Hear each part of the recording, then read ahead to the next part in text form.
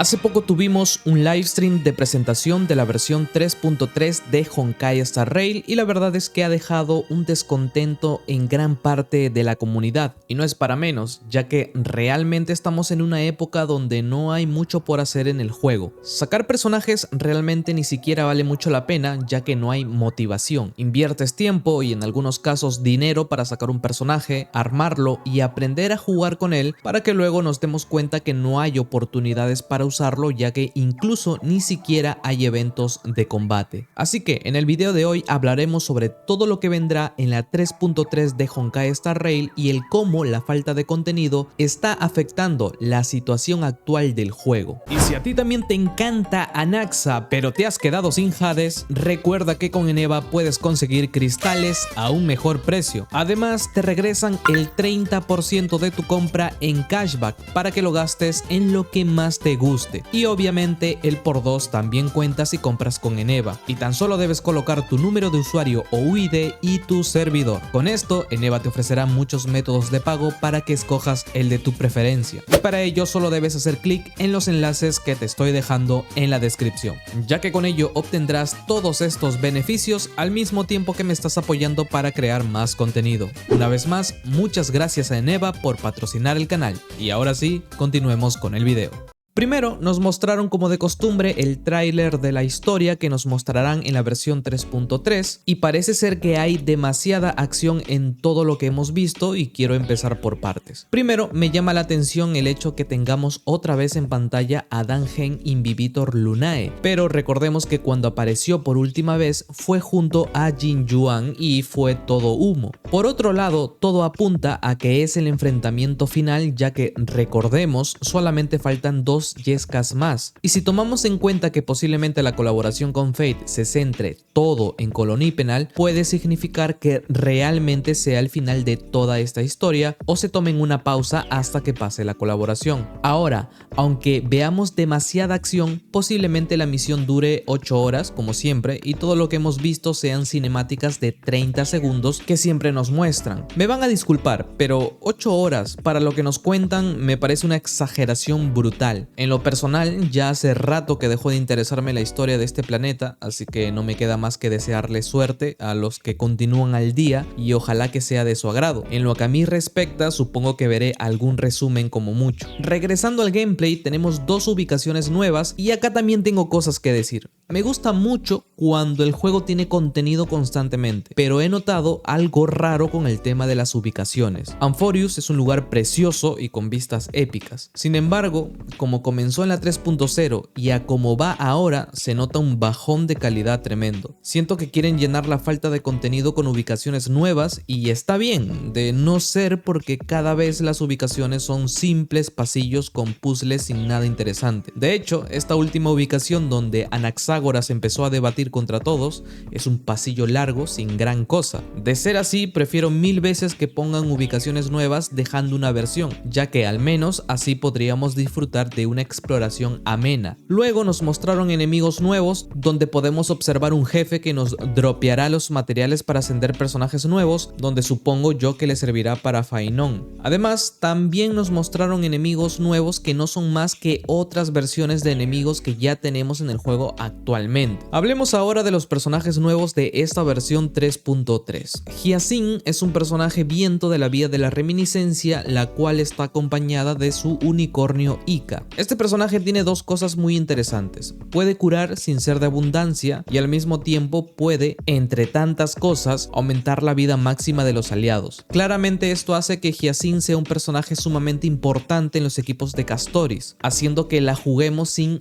healer, entre comillas, ya que aunque Hyacinth no sea healer, sí que aporta una curación muy buena que aprovecha Castoris. Aunque como siempre digo, creo que si tienes a Castoris armada decentemente y con un equipo en condiciones, no vale la pena gastar recursos para sacar un personaje de 5 estrellas, sobre todo cuando Gallagher hace un buen trabajo siendo de 4 estrellas. Por otro lado tenemos a Seifer, un personaje que sufrió muchos cambios durante las versiones beta y que además tuvo más nerfeos que otra cosa. Este personaje es de nihilidad, aporta daño verdadero y además hace ataques adicionales. Así que para la gente que esperaba que al ser de nihilidad pudiese revivir Dot, lamento informarles que Dot sigue bajo tierra. guerra. De todas maneras, como vimos en el livestream, al afectar a los enemigos con estados negativos, parece que se puede jugar con Acheron. Aún así creo que habrá que esperar a que el personaje llegue al juego, ya que así como lo pintan, no parece que vaya a resaltar demasiado. Continuemos ahora con los banners, y es que en la primera mitad llegan Hyacinth y Señora Erta con su primer rerun. Ya les dije que en cuanto a Hyacinth no recomendaría sacarla, ya que aunque sea muy buena en los equipos de Castoris, creo que estos equipos ya funcionan bastante bien, así que el único motivo por el que quisiera sacar a Hyacinth es porque quieres llegar a perfeccionar los equipos de Castoris. Por otro lado, en el caso de Erta, me parece un personaje sumamente bueno para todo tipo de jugadores. Erta es buenísima, fácil de jugar, fácil de armar y hace un daño brutal que no tiene sentido, además de no necesitar personajes de soporte nuevos para que pueda brillar. Últimamente hemos tenido personajes como Midei y Castoris que escalan su daño con vida, haciendo inútil a Robin y haciendo que necesitemos mucho a Trivi, por ejemplo, o a Glaya, un personaje muy bueno pero que tiene un equipo muy caro. Sin embargo, luego está Erta, quien puede seguir utilizando a Robin, Huohuo o Gallagher, y solo debe acompañarla otro personaje de erudición, así sea de 4 estrellas. Erta es un personaje que, por experiencia propia, es fundamental. Luego, en la segunda mitad, tenemos a Seifer, que viene acompañada del primer rerun de Aglaya. Y bueno, ya saben lo que pienso de Seifer, y Aglaya es buena, pero le hace falta un equipo algo caro para dar el máximo de sí mismo. Con esto no digo que no tiren.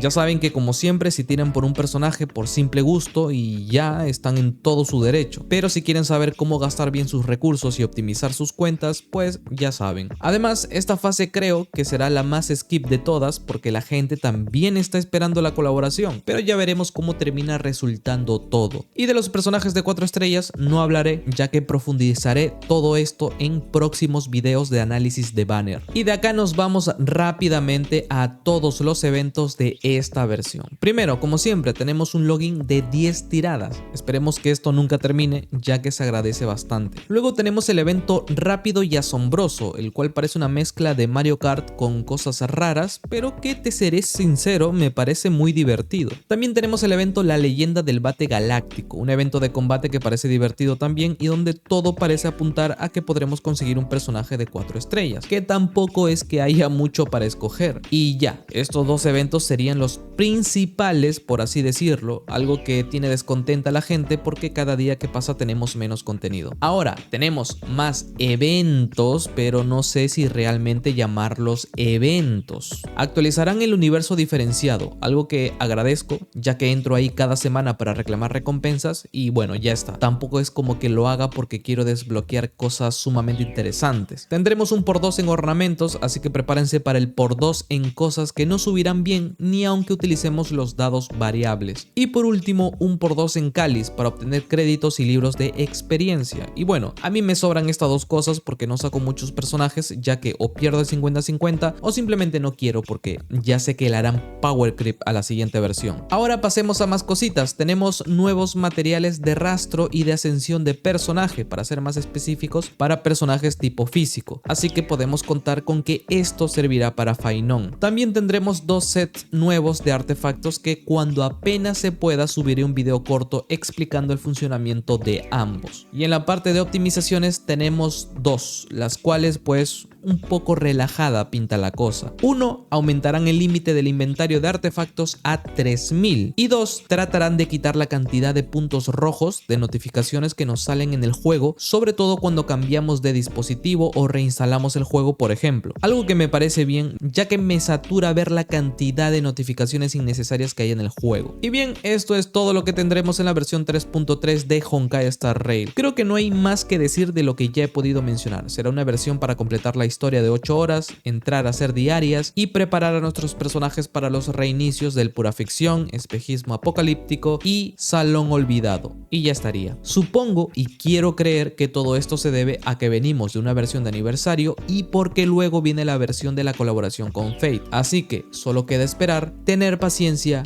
y relajarnos. Pero aún así me gustaría saber qué piensan ustedes en los comentarios. No olviden dejar un me gusta al video, suscribirse para más y conmigo será hasta la próxima. Adiós.